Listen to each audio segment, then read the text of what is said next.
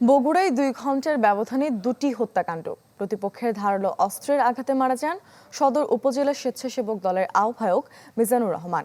আর ঘাতক সন্দেহে গণপিটুনিতে মৃত্যু হয়েছে আরও একজনের। এই ঘটনার ভিডিও ধারণ করতে গিয়ে আহত হয়েছেন অন্তত 5 সাংবাদিক। যদি চাও টেস্ট স্বাদ হট টমেটো সস বেস্ট। স্বাদ হট টমেটো সস এখন নতুন স্বাদে।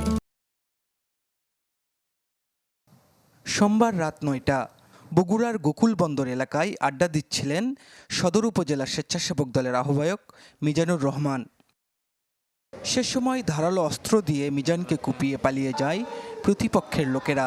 উদ্ধার করে শহীদ জিয়াউর রহমান মেডিকেলে নিলেও বাঁচানো যায়নি। মিজান ওখানে গোকুলে চা খাইতে নিছিল। চা খাওয়ার মুহূর্তেই 5-6টা হুন্ডা প্রায় 15-20 জনের মতো ছেলেপেলে এসে অতর্কিত হামলা করে। বাইরের দিকে আসে, আমি মিজানও খুঁজতেছি যে মিজান কই, ও তো হাঁটতে পারে না, ও তো পঙ্গু মানুষ। পরে আসার পরে দেখি যে মনে করেন যে আমাদের অফিসের পাশে উপরে আছে।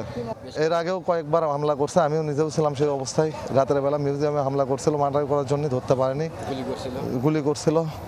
স্বেচ্ছাসেবক দল নেতার মৃত্যুর খবর ছড়িয়ে পড়লে হাসপাতালের সামনে জড়ো হন শত শত নেতাকর্মী।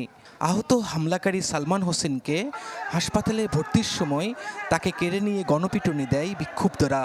এতে ঘটনাস্থলেই মৃত্যু হয় তার। পূর্ব বিরোধ ও বহিষ্কারের ক্ষোভ থেকে এই হত্যাকাণ্ড বলে প্রাথমিক ধারণা পুলিশের। দুটি ঘটনারই তদন্ত চলছে।